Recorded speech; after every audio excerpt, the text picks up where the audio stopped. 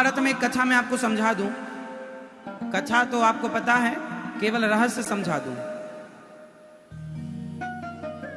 दुर्योधन के जीजा का नाम था जयद्रथ। बोलो हाँ। जयद्रथ ने अभिमन्यु को मारने में पूरा सहयोग किया। अभिमन्यु मारे गए, अभिमन्यु तो मर गए। अभिमन्यु के मरते ही अर्जुन ने प्रतिज्ञा कर ली, कल के युद्ध में मैं जयद्रथ को मारूंगा, यदि नहीं मारा तो मैं चिता में जल जाऊंगा। अब जयद्रथ तो भागने लगा, तो समझाया भागो मत, पर सिक्योरिटी इतनी ज्यादा रखी कौरवों ने जयद्रथ की कि शाम होने को आई और अर्जुन वहां तक पहुंच ना पाए जहां जयद्रथ था। पर यदि आज नहीं मरा तो अर्जुन को प्रतिज्ञा ले ली है, आग में जलना पड़ेगा। तो भगवान ने ज्ञान से मारा। कैसे किया पता है? समय के पहले ही सूर्य अस्त कर दिया भगवान ने। बादलों ने सूर्य को ऐसे ढका, ऐसे लगा कि मानो सूर्य अस्त हो गया हो। और जब सूर्य अस्त हो गया तो अर्जुन की प्रतिज्ञा थी मैं जल जाऊंगा, उसने चिता तैयार कर ली अर्जुन जी ने।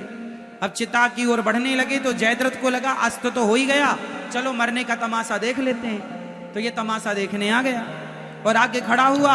भगवान ने कहा हट जाओ बादल, माया योग माया। हटाया। सूर्य भगवान अभी 10 मिनट के बाकी थे अस्त होने में। अरे अभी अस्त नहीं हुआ, उठाओ गांडीव अर्जुन।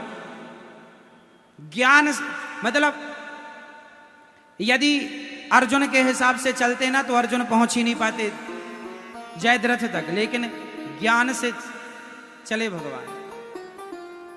और सामने आकर खड़ा हुआ, अर्जुन ने बाण मारा और बिना देर लगाए जब बाण चलाया अर्जुन जी ने, तो पिता के सिर में, पिता की गोद में जयद्रथ का सिर जाके गिरा। बाप बेटे मर गए। दुर्योधन की सारी प्लानिंग धरी की धरी रह गई। इसलिए विचारवान बनो, ज्ञानी बनो। आज के जमाने में जो अक्कलवान है, ज्ञानी है, वो सुखी है। जिसके पास अक्कल नहीं है, एक कहावत सुनी होगी, अक्कल बड़ी की भैंस। क्या बड़ी? अक्कल बड़ी की भैंस। भैंस बड़ी की अक्कल? क्या मेरी मां? भैंस बड़ी ना? हाँ, भैंस तो इतनी बड़ी है, अक्कल तो दिखती नहीं है किसी की। मैया क्या बड़ा है? अक्कल बड़ी के। इसलिए ज्ञानी बनो, समझदार बनो, विवेकी बनो, निर्णय लेना सीखो।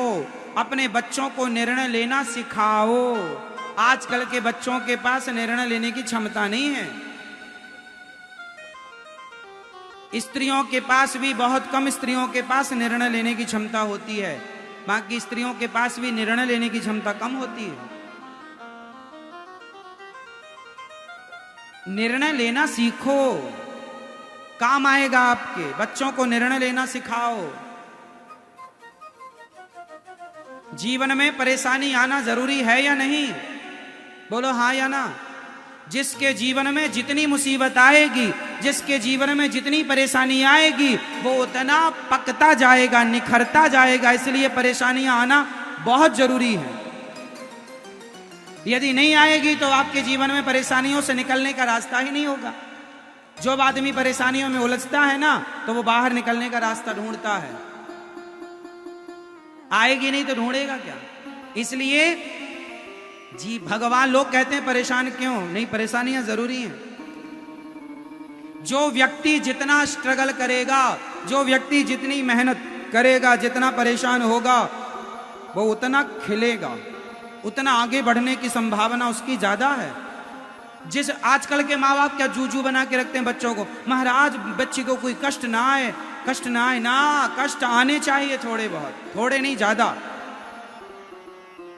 जितने कष्ट होंगे आपकी निर्णय लेने की क्षमता उतनी डेवलप होगी ना, क्योंकि आप स्वयं निर्णय लेंगे अब क्या करना है। वहां कोई ना होगा बताने वाला कि अब क्या करना है।